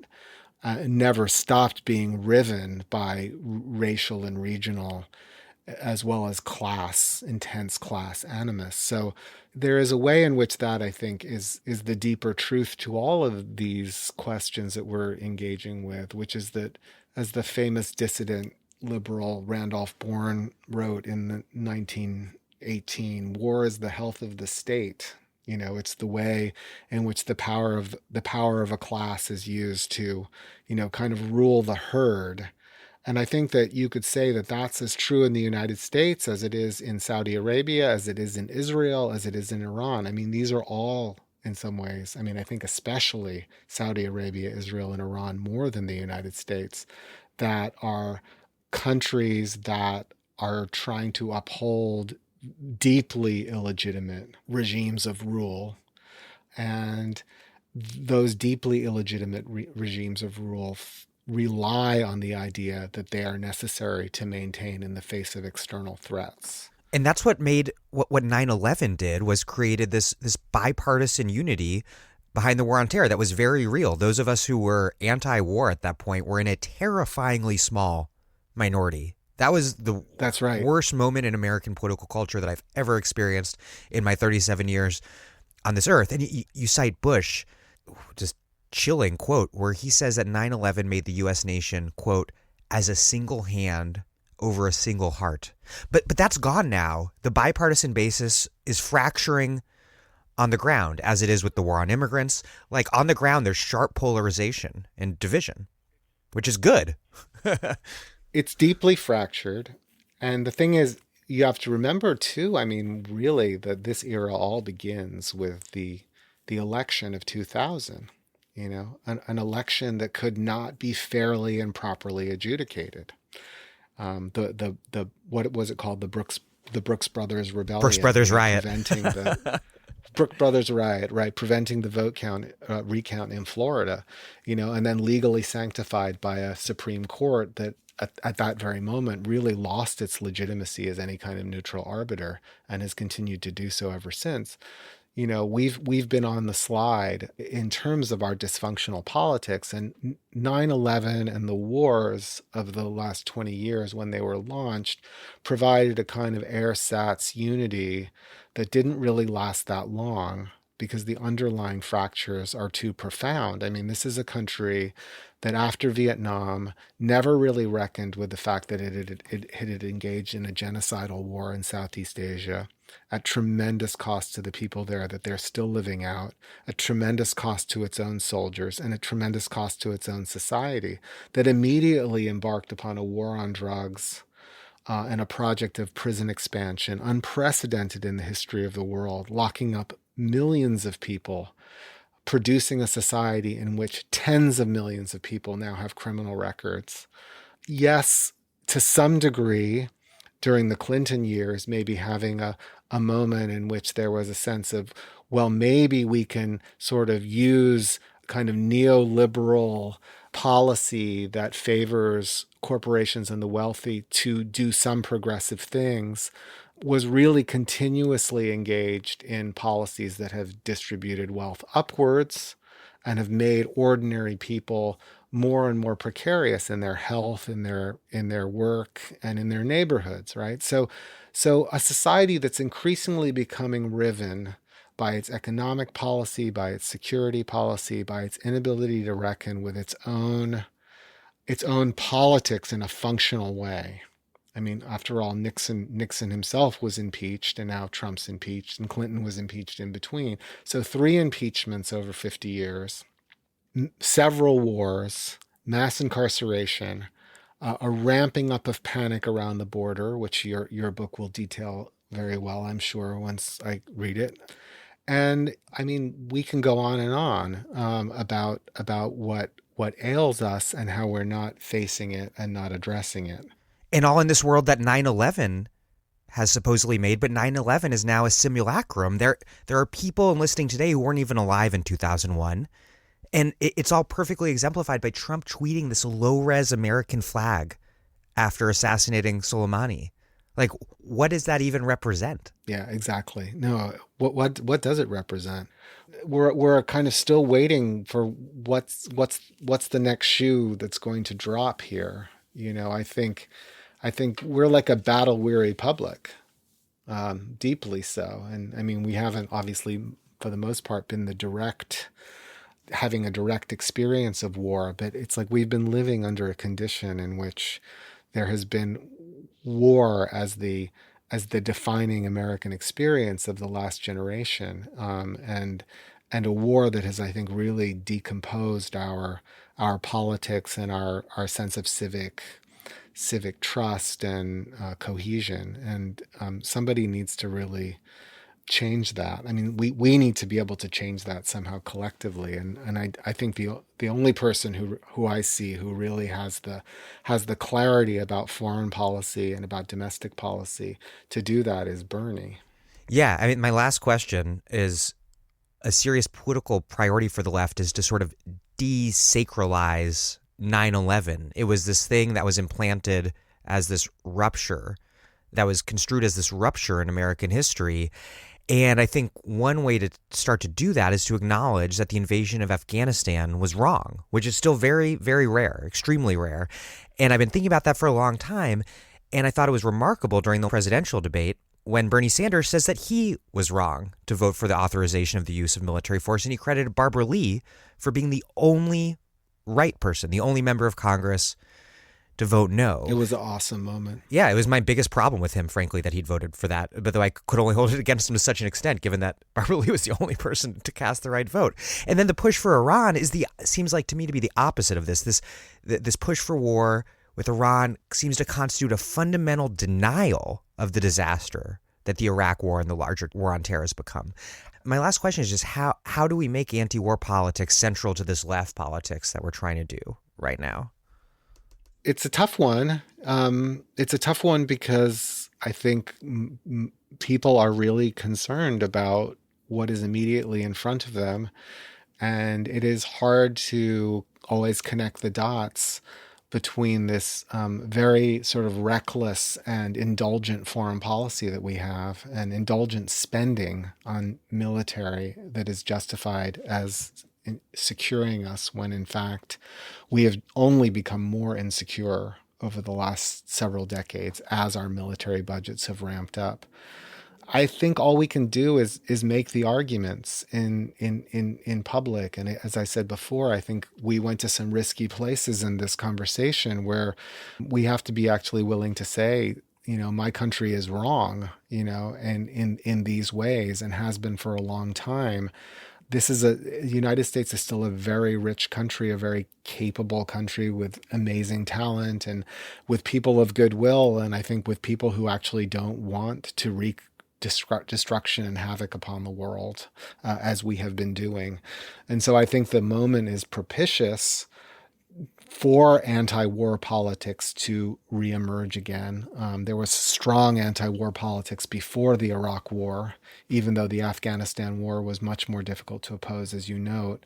And then that kind of got stifled. I think it was central to Obama being elected, and then Obama sort of did a little bit of a bait and switch where he sort of lowered the volume on the war on terror, but sort of strengthened its architecture.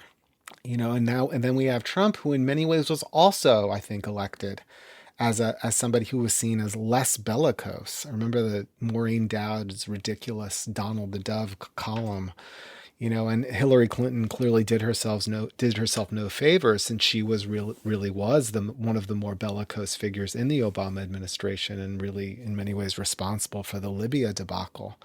And of course, herself said that we would obliterate Iran, and was closely associated with a lot of the neocons. I'm not entirely convinced that Hillary's policy would look that different, although I think it would have been harder for her to rip up the Iran nuclear agreement. So we have a political moment, I think the point is, in which the public at large is not supportive of a bellicose foreign policy. Whether the country can be manipulated into war, or whether we have the political sort of institutional capacity to restrain the executive branch, those are bigger questions if the executive branch chooses to escalate, because clearly that's a lot of what has been entrenched over the last 20 years, this kind of impunity that we've been talking about throughout this conversation.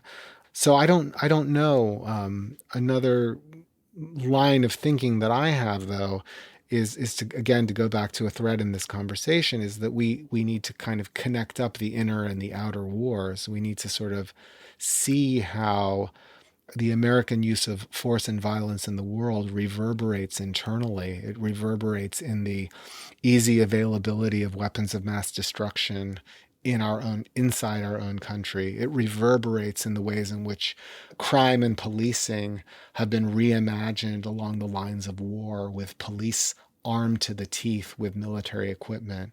And it's been internalized in the way in which we've come to think about our immigration policy, and the southern border as a site of invasion, or infiltration or something like that, as opposed to people seeking opportunity who may or may not be people who should be allowed into the country. That's a separate question, but the framing of the idea that our policies towards migrants should be organized through a security apparatus, through a detention apparatus, through a kind of a paramilitary force, is all, I think, symptomatic of how we have developed a kind of war on terror culture over the last 20 years, which is very, very dangerous for us. And so I think making those connections, as I think your work does as well, is an important part of what it means to be anti-war in this moment. It doesn't just mean thinking about foreign policy. Well, Nikhil Pal Singh, thank you very much. Thank you. I appreciate the conversation.